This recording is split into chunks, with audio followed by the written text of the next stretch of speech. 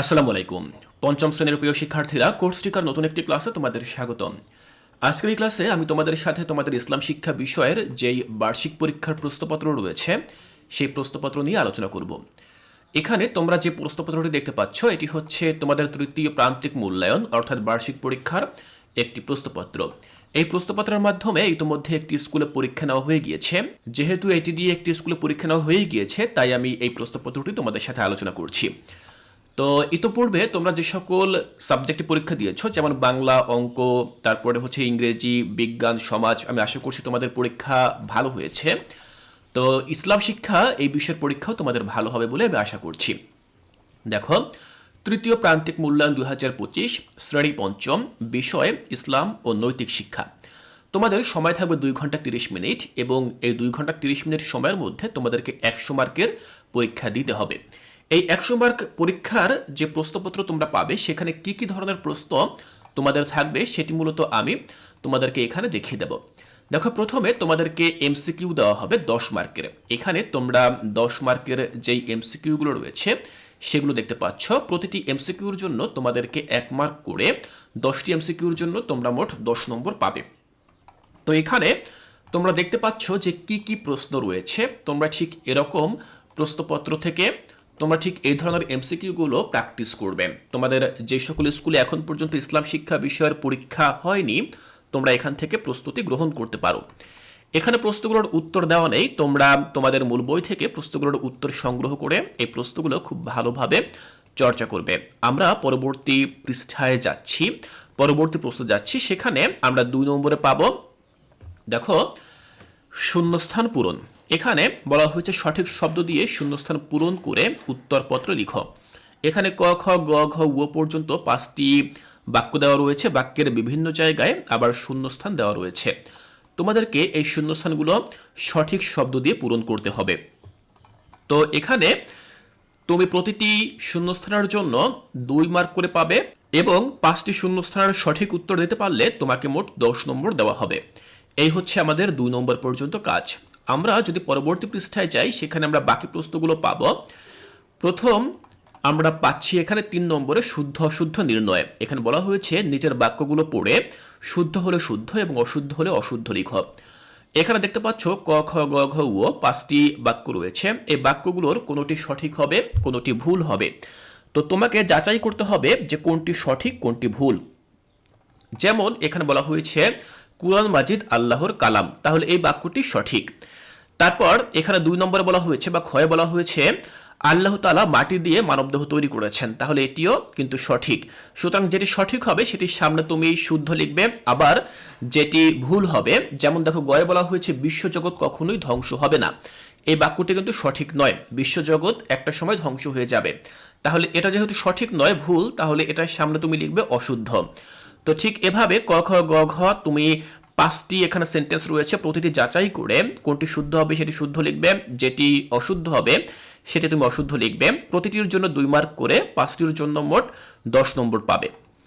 4 নম্বরে আমাদের যে কাজ সেটি হচ্ছে আমাদেরকে মিলকরণ করতে হবে। এখানে দেখো লেখাই রয়েছে বাম পাশের বাক্যাংশের সাথে ডান পাশের বাক্যাংশের মিল করো। এখানে একটি ছক দেখতে পাচ্ছ। ছকের বাম পাশে তোমরা 1, 2, 3, 4, 5টি বাক্য দেখতে পাচ্ছ। এই বাক্যের বাকি অর্ধেক আবার ডান পাশে এখানে রয়েছে। তোমাদেরকে যেটি করতে হবে এগুলো পরস্পর মিল করে মিনিংফুল পূর্ণাঙ্গ একটি বাক্য তোমাদেরকে তৈরি করতে হবে। তো এখানেও যথারীতি প্রতিটির জন্য 2 নম্বর করে, যেহেতু 5টি বাক্য রয়েছে 5টির জন্য তুমি এখানে 10 নম্বর পাবে। এটি হচ্ছে আমাদের 4 নম্বর কাজ। 5-এ আমরা সংক্ষিপ্ত প্রশ্ন পাবো। এখানে বলা হয়েছে সংক্ষেপে উত্তর দাও যে কোনো 5টি। তো এখানে দেখো কয়টি প্রশ্ন রয়েছে, 1, 2, 3, 4, 5, 6, 7, 7টি প্রশ্ন রয়েছে। 7টি প্রশ্নের মধ্য থেকে তোমাদেরকে 5টি প্রশ্নের উত্তর লিখতে বলা হয়েছে। তবে এই যে মানবন্টন, এই মানবন্টন কিন্তু সকল স্কুলে অনুসরণ করা হয় না। এক এক স্কুলে কিন্তু এক এক রকম মানবন্টন অনুসরণ করা হয়।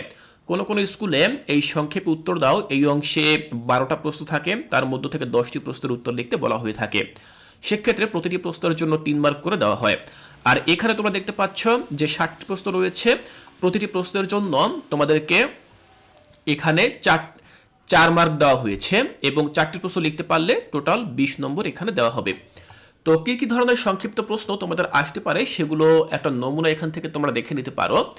কয়ে বলা হয়েছে মহানবী সাল্লাল্লাহু সাল্লাম প্রথমে কাদের মধ্যে ইসলাম প্রচার করেন? খ, আনসার কারা? গ, হজরত নূহ আলাইহিস সালামের সময়ে কি আযাব এসেছিল? ঘ, হজরত মুহাম্মদ সাল্লাল্লাহু আলাইহি সাল্লামের বিদায় হজের 4টি ভাষণ লিখো। উতে বলা হয়েছে মদিনা সনদ কি? চ, হাজর আসওয়াদ কোথায় স্থাপন করা হয়েছিল? ছ, হজরত মুহাম্মদ সাল্লাল্লাহু আলাইহি সাল্লামের গঠিত সংঘের নাম কি? তো এই প্রশ্নগুলোর উত্তর তোমরা খুঁজে বের করবে তোমাদের মূল বই থেকে এবং তারপর সেখান থেকে তোমরা প্রস্তুতি নেবে।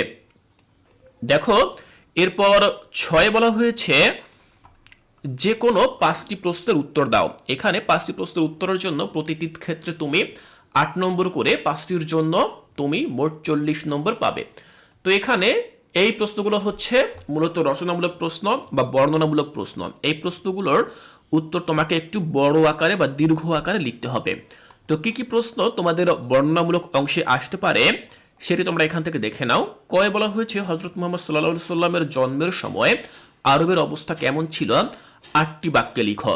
খ, মদিনা সনদ কি? এর 6টি ধারা লিখো। গ, কুরআন মাজিদে উল্লেখিত 10 জন নবীর নাম লিখো। ঘ, শান্তি সংঘ কে প্রতিষ্ঠা করেন?